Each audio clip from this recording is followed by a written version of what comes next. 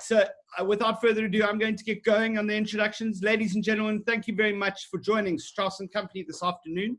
And we're here with our second installment of Museum Moments. And Museum Moments designed to, I suppose, open up spaces that are often neglected in the public imagination. And, you know, museums being quiet places of reflection and seen as repositories for art, they are very much living and breathing institutions. So I would like to, it gives me great pleasure today to welcome Mr. Christopher Till and Ms. Shenaz Mahomed of the newly opened Javett Art Centre at the University of Pretoria. And Christopher, are you with us? Just to... Yes, I am. Finally. Fantastic. How are you today? Very good, thank you. Good, sir. Thank you so much for joining us, Christopher. And I suppose I'm going to stop sharing my screen, and so Shenaz can just take over from here. Let me just allow that to happen. Super duper. There we go, Shenaz. It's all over to you. And so, Christopher, I think as a beginning, as a sort of an introduction, tell us a little bit about the Javett Art Centre and when it officially opened. It's a brand spanking new institution, and give us a little bit of insight as to, because I know it's been in the going for a couple of years, and we're going to see some of the construction pictures. So yes, well, Matthew, the Javett Art Centre is the most extraordinary and wonderful collaboration between the Javett Foundation, which is a philanthropic and educational institution foundation, and the University of Pretoria. And the seed of that came through the intervention of Stefan Welz in discussion with Michael Javett, who is the head of the Javett Foundation, and his collection, which was the catalyst to start this entire thing off. That led to discussions with ultimately the University of Pretoria and Professor Melk at the time, who was there. And after a protracted period of negotiation, it was finally decided to site the Javett on the South Campus, which is a thin strip of land on this, as the name implies, on the south side. And if you're looking at the slide now, that is where the main building is at the top of the picture.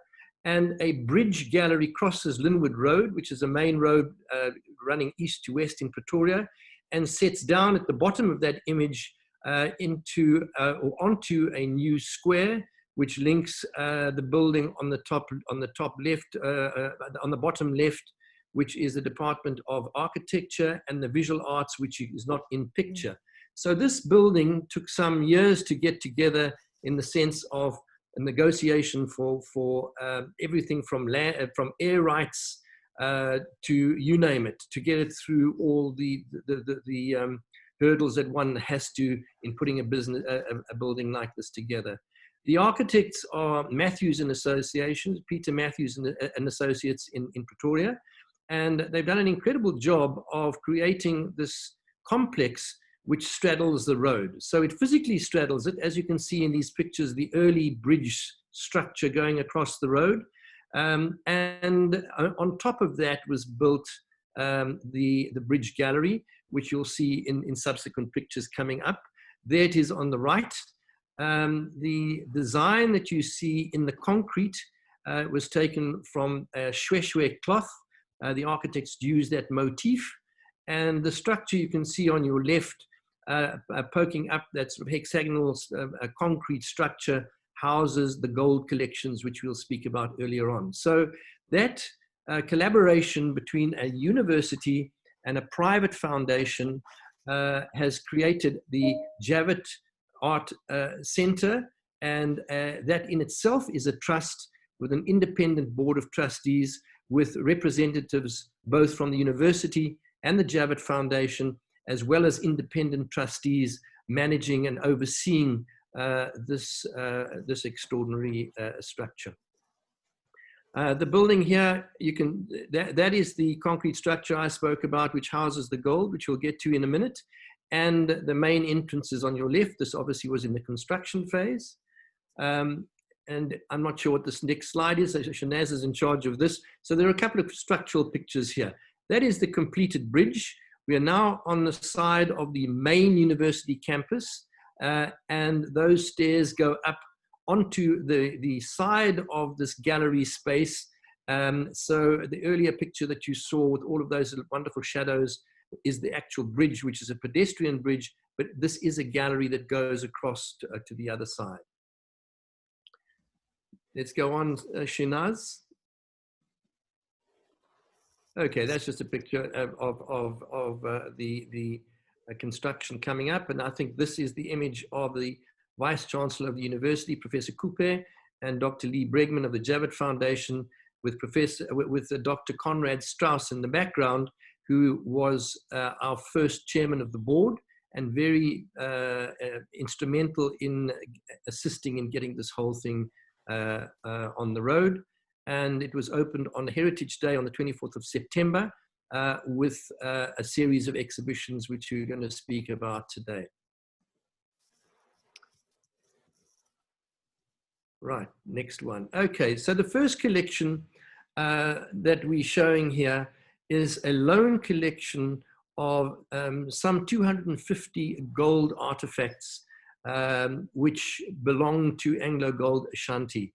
I originally put this together in a museum in Cape Town, in the Gold of Africa Museum, where it remained for a number of years. Ultimately, that museum had to close and the gold went back to Anglo Gold Ashanti and was in storage for a couple of years before we were able to persuade them to lend that collection back to us, which is now housed in that concrete structure that I showed you. It is a collection of mainly all West African gold artifacts and objects, which really tell the story of the power of the kings, of royalty, of power and wealth, and are adornments of the wealthy class and kingship in West Africa. As you go into the building, into the gallery, there is this timeline which we created, which shows not only a timeline of the world, but underneath it, a timeline of the gold, which sets the approach into the jewel box of that collection as it glows in the dark, which is really quite a spectacular sight. Shenaz? One of the pieces, the Golden Lion, I mean, that probably weighs somewhere in the region of about 2.5 kilograms, and that it's gold. And so it's a wonderfully iconic piece, which, as I've said, is part of the entourage of royalty.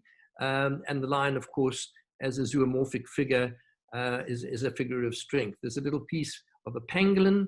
So the stories of kingship are related to the zoomorphic articulation of these creatures in gold, and of course then designs for things like necklaces and so on. So it's the most extraordinary collection.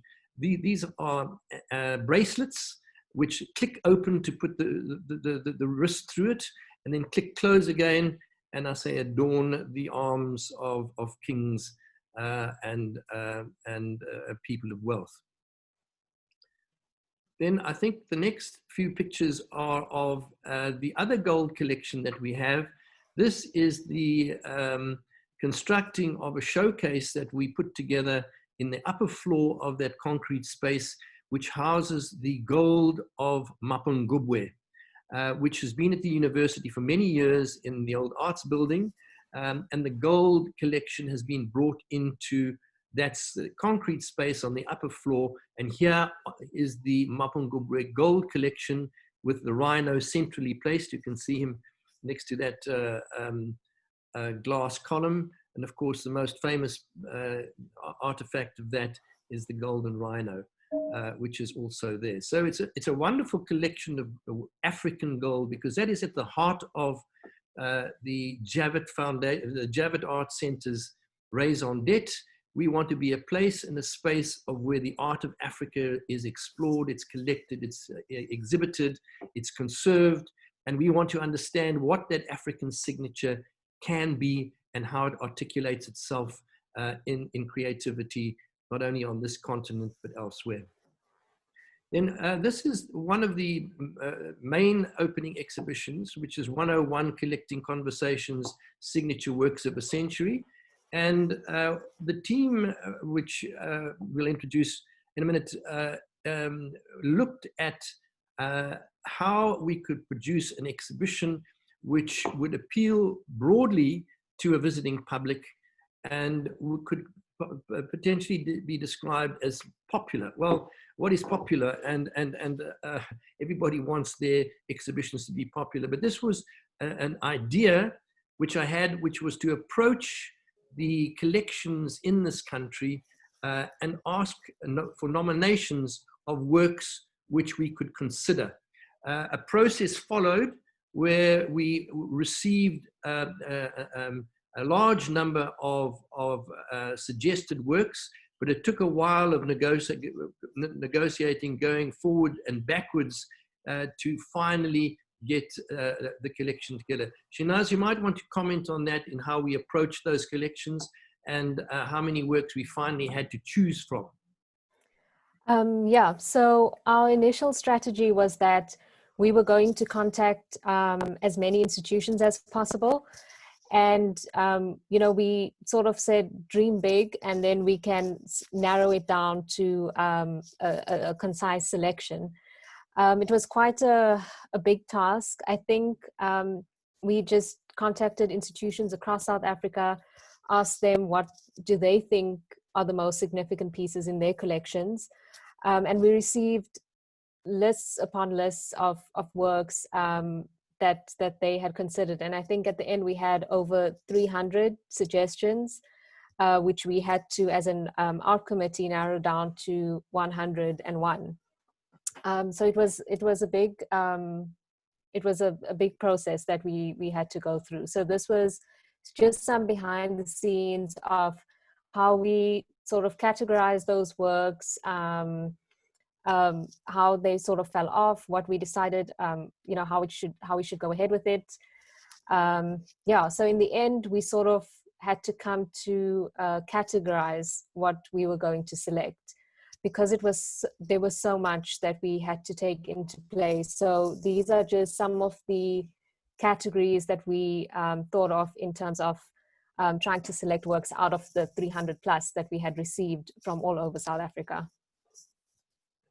So you can see the categories written there, but from those categories, we also developed some themes, which hopefully is on the next slide. And those themes were fairly focused in the sense that we now were going to take the works that we had selected and put them together in talking to one another and looking at some of these elements which are on the screen at the moment. Next one, please, Shenaz. Okay, now this was the first work that arrived for installation. And it's, as you can see, an enormous piece. And it is a work by Alexis Preller, which had been commissioned during the apartheid era for the old Transvaal Provincial Administration building. It had been up on the 8th floor, very much out of public view, actually. And that building had been closed for many, many years. And nobody had seen this work for that period of time, if at all. So we installed this work on the wall behind, as you can see going up there. And the work was commissioned by the provincial administration, and this work by Alexis Preller was looking at what he considered to be an epic event which had been sparked in his own imagination by at that time, the beginnings of the journey to the moon. And he decided he wanted to try to use a subject which at the time would have been that exploration going into unknown worlds. And it reflects the journey around the Horn of Africa to the east. That was basically what he was looking at. So we'll see a full image of the prela in a bit, but this is just sort of behind the scenes of how we actually got to put the show together. And once the work started arriving, doing the condition reports, the photography, setting up. So just some of the logistics that happened behind the 101. And yeah, here's a better image of the prela. So that is what you would see as you come through the front door of the Javett. You'd be through the foyer, and the juxtaposition of the works here was the interesting element of this curation process. This is a piece loaned from the Johannesburg Art Gallery called Dromedaris Donner en Ander Dom Dinge. The Dromedaris obviously relating to one of the ships of Jan van Riebeeck arriving on this continent, with this ethereal wire figure of the local inhabitants that they found there, with this power of guns in the sort of the colonization of Africa. And we juxtapose this with the prela behind, showing his fanciful idea of what Africa would look like.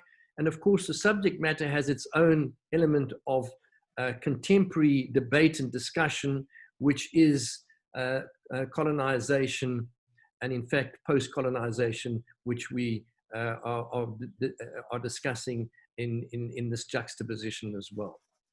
The next one, please, Shenaz. So that's a picture looking backwards towards the front door coming from the foyer on your left. And it shows three works. There's a Maggie Loubser. There is the Arab priest, which we'll discuss in a moment. There is a Pierneef, and there's a Gladzy. I can never pronounce her name right. Gladys Moklandlu, yes. Moklandlu.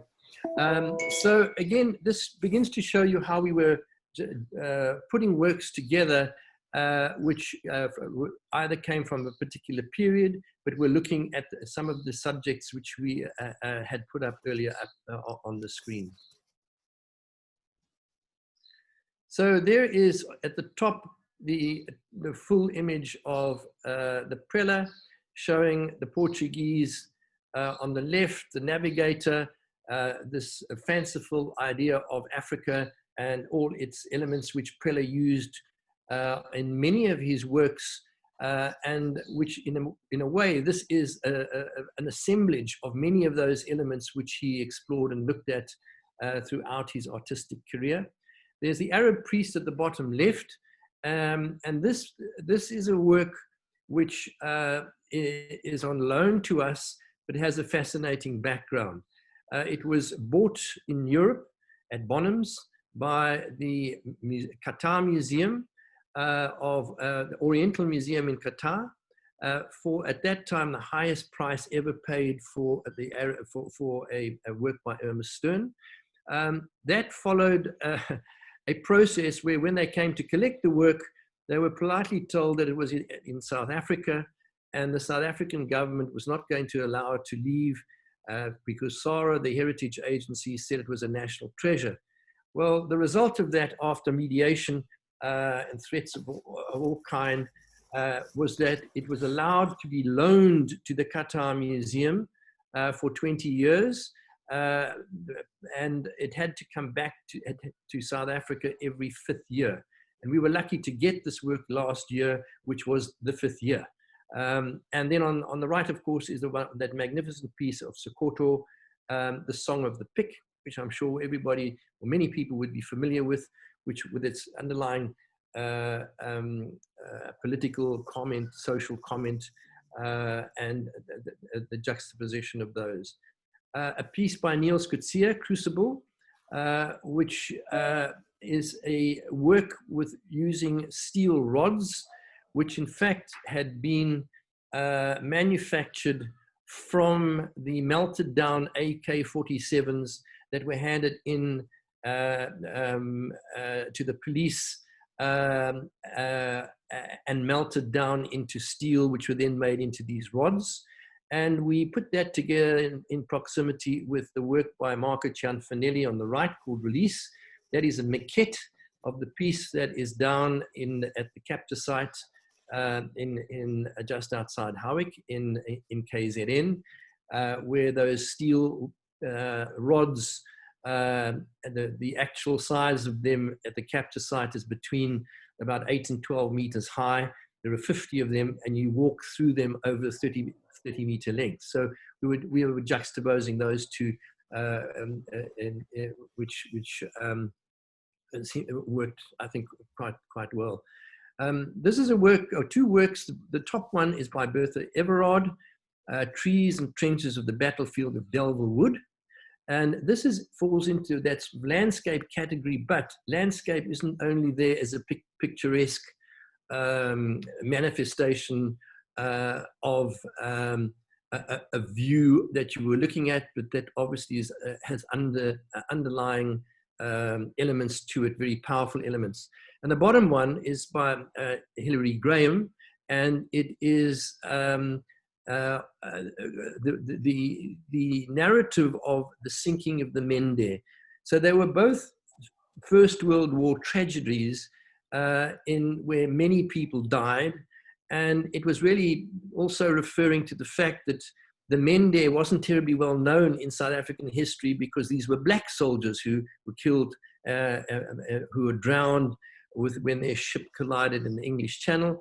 And the top picture is of the South African battalion that went into Delville Wood and was completely wiped out at that time.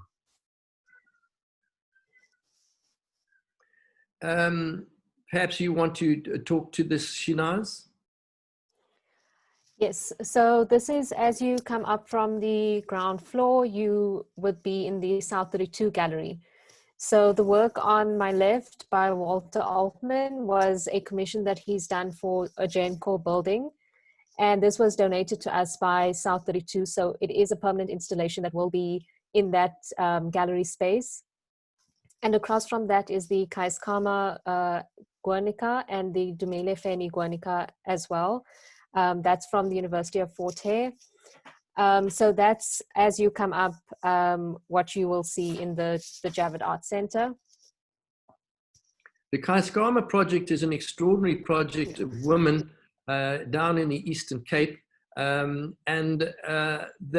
was originally set up as a project to assist the victims of HIV. And a really sad element to that work, which is obviously referring to the Picasso Guernica, are a number of little plaques right across the bottom with the names of some of the people who had died in the hospice, which was created by Carol, I always forget her surname. Help me here, Shenaz. I can't remember either. I'm so sorry, Carol, if you're listening, I'll get it right in a minute. She's a wonderful woman, a medical doctor who in Kaiskama created this hospice and this amazing project of where these women create these extraordinary tapestries. And Hofmeyer, thank you. I'm so sorry that I forgot. Thank you so much, Kate Cohen-Briggs. Right. Yeah, I apologize to Carol for that. And then you might want to comment on this, Shenaz. So then we have our first floor gallery. So as you come up from the South 32 gallery, this is sort of the space that you would encounter. And here we sort of grouped works according to religious and cultural themes.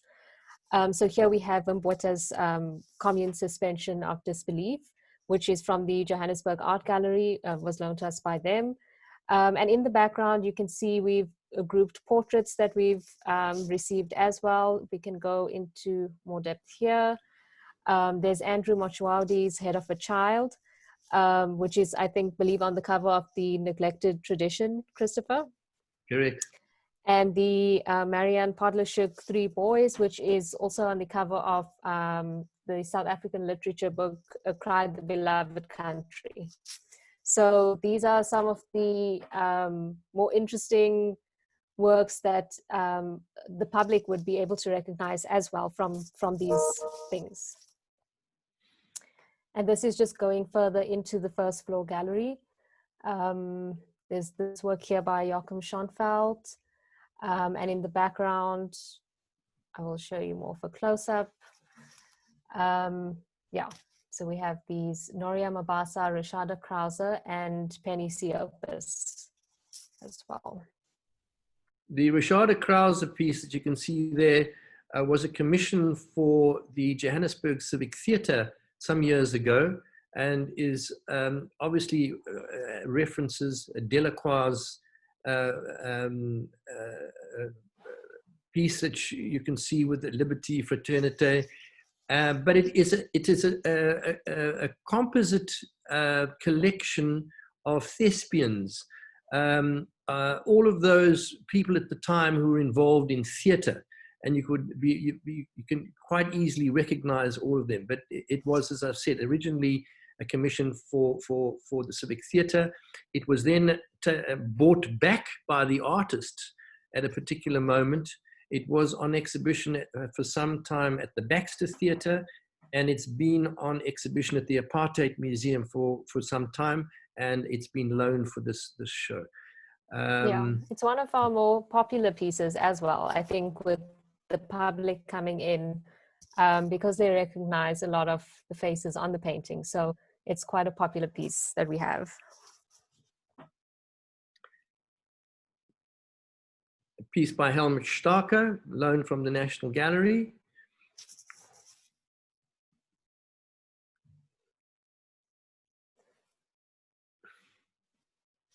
Next one. And here, this is another, on the second floor, moving towards Boys High, which is behind those trees. So we are flanked at the back of the museum by the playing fields of Boys High. And you can sit on that bench and look out at the space. This is a work by Michael Goldberg, which is from Wits, and it's called Monument to a Migrant Worker, which is a piece that I remember very powerfully from the days when I first saw it at Wits in the Gertrude Posel Gallery before the new gallery was built.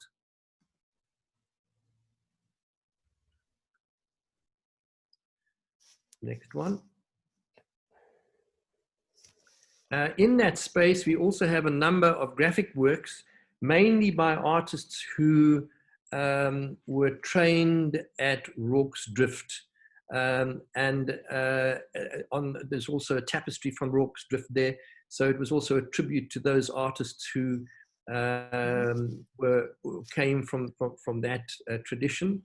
And here is a piece which is also on loan from WAM, a piece by Sam Nhlengethwa, which is obviously a reference to the death of Steve Biko, an extraordinarily powerful piece. We have a video room with 3 videos showing at the moment as part of that exhibition. This one by Kentridge is Felix, yeah. The Felix series, what was it called? Felix in Exile. Felix in Exile, correct. And then this is a gallery which is dedicated to exhibiting the initial spark of this entire process, which is the Javett family collection. This is a selection of that on exhibition as part of the opening shows. It was curated by Gabby Norbo, who made selections from that collection, the title of which is All in a Day's Eye, where she looks beyond the surface of the work into some of the historical context of these pieces from the perspective of a post-colonial view. The next slide is of Willem Boshoff's alphabet series. I think this was C, I think, and is on loan to us from MTN. The first time I saw this work was in a previous life at the Johannesburg Art Gallery, where we had the first one, A, on exhibit, the most extraordinary piece because it contains small sculptures in these boxes which refer to words in dictionaries, and those words refer to form. And on top of the box, which you can see these silver plates, is actually Braille. So a blind person can read the Braille, which describes the form in the box. The box can be opened and the blind person can feel that form. So in other words, we the sighted are unable to access the full context of that exhibition. It has to really be through the eyes called of blind people.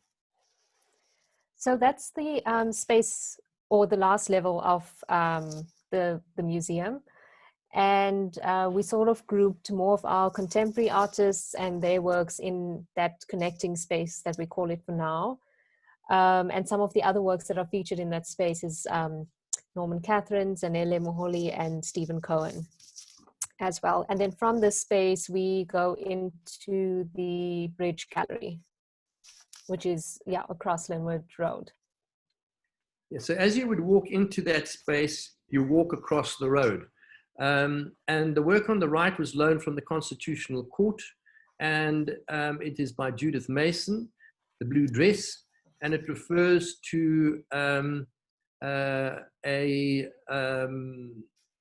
hearing of the Truth and Reconciliation Commission, and that hearing actually is on film at the Apartheid Museum, part of it anyway, where the perpetrators of the murder of a young woman who they tortured, stripped naked and threw her into jail, and then called her out to execute her in a remote spot. And she had tried to fashion some clothing out of plastic bags. A terrifying story. And when she was finally exhumed, of course, they found that the plastic together with the remains of this woman, and Judith Mason made this work commemorating her bravery through this piece called The Blue Dress. Then further down at the end, okay, that's fine. Here's a work by Sibanda, and it is a piece which would be familiar, or a series which would be familiar to a number of you, I'm sure. And behind that is a work from the Johannesburg Gallery, The Triple Gates of Hell by Robert Hodgins. Again, an extraordinarily vibrant and important piece, as are some of the others in this gallery space, which you can see in subsequent slides. Bill Ainsley and Peter Schutz, and Albert Adams, a work called South Africa in 1959. Very powerful piece, obviously related to the tragedy of apartheid and the horror of apartheid, and stylistically, strangely enough, has echoes of the Guernica pieces which we showed you earlier on. So this is just a list of all of the institutions and individuals that eventually participated and collaborated with us for this exhibition. It was, it was a very interesting task for us to see what they had thought would be the most significant pieces to represent their collections. And I think at the end of the day, for us, it was more about the collaboration as well. And it might also just be significant to mention what the 101 is for. Because initially we had thought we'd do 100 artworks because, that's a nice number and, something that would be quite popular. And in the end, we decided on 101 because it's used as something that is a beginner's course or a teaching moment. So, you get your, in university, a subject, it's like English 101 or History 101. And this was sort of our way of saying to the public that if you want to get your art 101, this is the exhibition you need to see. So we have something from diverse collections from across the country, what they think are significant and important in art history, in movements in art. And we're trying to bring that all together in one space for everyone to be introduced to. So it's, we wanted the exhibition to be accessible, for people not to feel intimidated by it. And this is really at the heart of the Javett, and our interest is in education. So for us, that was how we viewed the 101 exhibition and what our aim was for the show. I think that the idea of working collaboratively with other institutions right across the country was also an energy which we responded to, and we found the response back incredibly powerful. And I think it also, at this moment, where these institutions are all closed, and many of these works which we have brought together were not even on display, they were mainly in storerooms.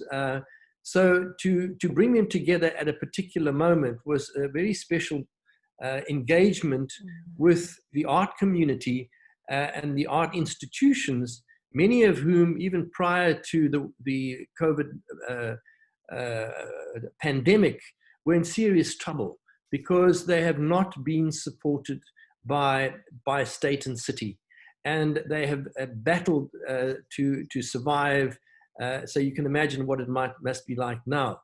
I think that a new band of curators who have come into those institutions are mining those collections and recontextualizing them within a post-colonial discourse, which is interesting. We didn't do it quite that way, but we brought these pieces together for the reasons that Shenaz articulated earlier. Shenaz? So this is also just some of what else we offer at the Javett UP. So there's obviously tours that we have and an extensive public programming lineup as well, which we are very active with and are now trying to move online as well. And then there's also just examples of some of the events or past events and workshops that we've had with kids, with musicians and performers at the Javett Art Centre since our opening in September last year. We've also held events. We have specific spaces at the Javett that we use for venue hire. So we've been active in all of these elements since we've opened. And yeah, that's the end of our slideshow. I don't know, Christopher, if you want to conclude. Yes, I think, again, coming back to the current situation and how art museums are trying to cope at this time. All of us have had to have a crash course on this kind of technology, and I must thank Strauss Co for doing this extraordinary series, because this is exactly what is needed in trying to engage with the public in a different manner. And we're getting better at it. And we are also obviously trying to look at our offerings, this kind of exhibition, discussions around individual works or themes, which we are beginning to put up online. Everybody's trying this. I mean, there's a tsunami of material, and I've read articles where people are kind of getting exhausted by how much stuff is out there. However, I must again compliment Strauss Co. This is an extraordinary opportunity to gather an audience who seem genuinely interested and peel back the curtain, so to speak, and show what we hope you will be able to see in the flesh once more at a particular moment. I think, however, there is a lot of rethinking and rebooting and thinking out of the box as how institutions such as the Javett and others will be able to continue hereafter. But as you can see on the slide, home to the art of Africa, my art, my Africa, our art, it's at the heart of who we at the Javett are. And we would really looking forward to welcoming you back in the flesh. And this exhibition is likely to continue for some months yet until we are able to engage directly with you all again. But we would like to continue this kind of interaction on the various platforms that we are currently populating. Well, Christopher, thank you. And Shenaz, thank you so much for joining us today.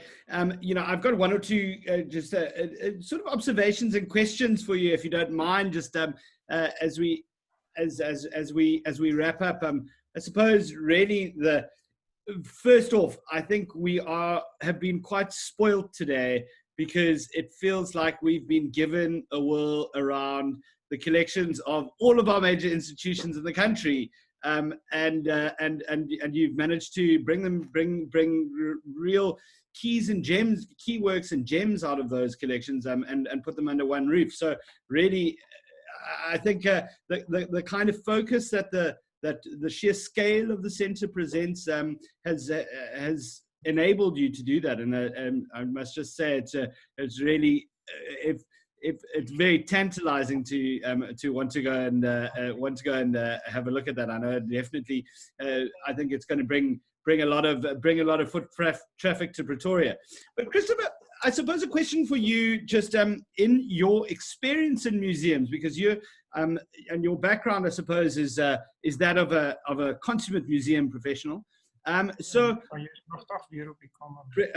just going to mute some of those things. So I beg your pardon. So what was in the conception of the and the production of the university itself? What were some of the issues and the experiences that you brought with you, and applying those lessons to the formation of the Javett Art Centre? Well, I think I came fortunate in having been tossed into various circumstances at various times on a plethora of projects, and both built projects and performance projects, the Biennale exhibitions, the Newtown Cultural Precinct, the Venice Biennale. That is a lucky foundation on which to bring to a new project. I think that the enthusiasm of a university to put their energies and their support into creating this independent body, and I think that the generosity of the Javett Foundation and Michael Javett in particular was a mix which had to succeed because of its scope, because of the individuals who come together to make it happen. And I just consider myself very fortunate to have been in the middle of all of that, and being able to reach a point in September where mercifully we managed to get to a moment of opening, and have had some months of engagement with the public. I think there's a little frustration, of course, at the moment in having to rethink in the way that we're rethinking now. But that frustration is also led by the kind of creativity that one generates and picks up along the way, and I've been lucky enough to share it.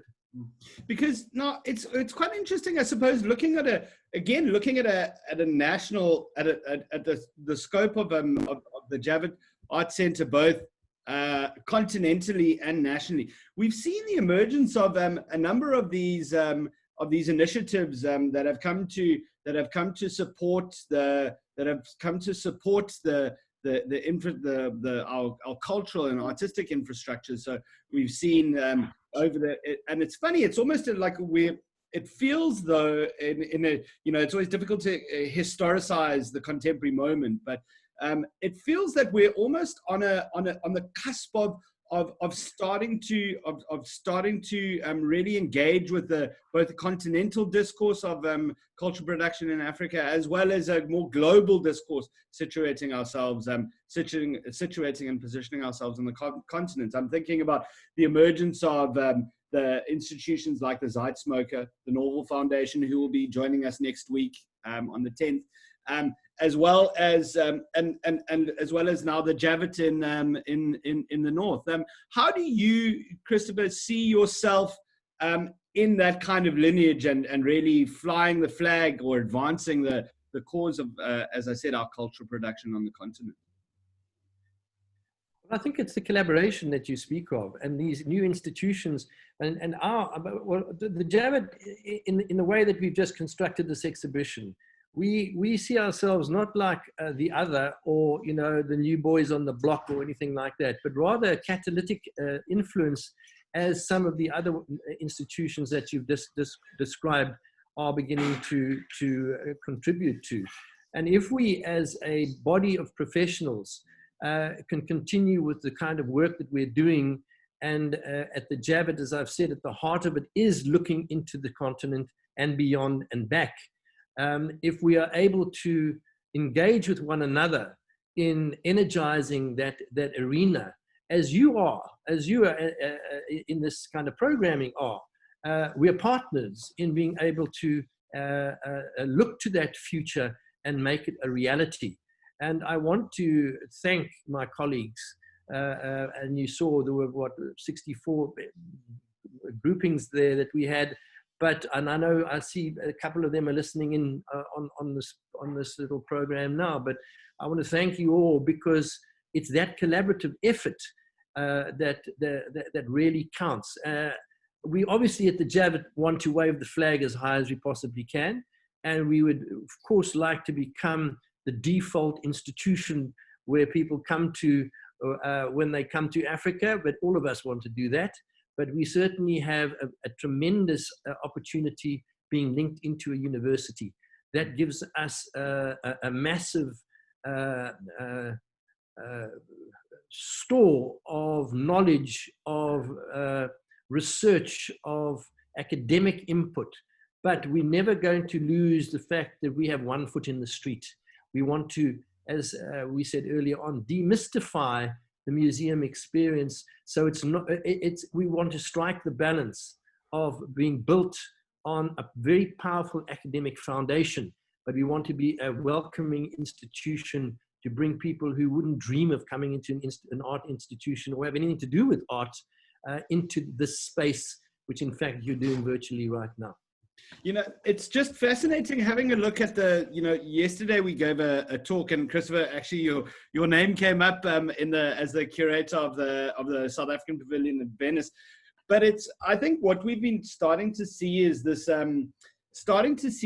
kind of emerging narrative of around these artists and artworks that we are starting to reposition our understanding of South African art history, and it's so interesting to, I suppose, see the parallels between the marketplace, what our museums are doing, as well as how our contemporary artists are reacting to these their presence on these kinds of platforms and in these kinds of institutions. And I think the Javett under a microscope has managed to, I suppose, just from my impressions from this talk, has managed to capture this amazing petri dish of bustling creativity, which is really fascinating. So, Christopher and Shenaz, that has been really wonderful to have you. And as I've mentioned, I'm sure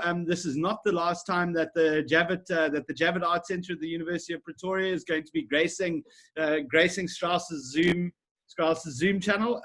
Well, I think, you know, with such a wealth of subject matter, you know, I think down the line in our museum moments, we can really look to bring works to life. And one of the sort of impetuses that we've that Zoom has allowed us to do is to stop and focus on artworks and look at the cataloging and the narratives and the stories and the histories that they come with, and bring those works to life. And I think this afternoon was the beginning of that process with the Javett Art Centre. So again, I just want to say on behalf of Strauss & Company, thank you so very much to the both of you for giving us your time this afternoon. Quickly, just remind our viewers where you are and who you are, where we can find you, and perhaps some of the utilities on the websites that they can go and have a look at, Shenaz. So we are active on social media. So we have a Facebook, Twitter, and Instagram page, which is @JavettUP. So you can find us there. Our physical address is in Linwood, 23 Linwood Road in Pretoria. So once we are operational again, everyone is more than welcome to come to the center. And then our website, obviously on the screen, javettup.art. And we've got all of the information regarding entrance, physical address, if you want to contact us, and our exhibitions, current exhibitions that are on show, and our public programs as well. We also advertise that on our social media pages, so please do follow us on there.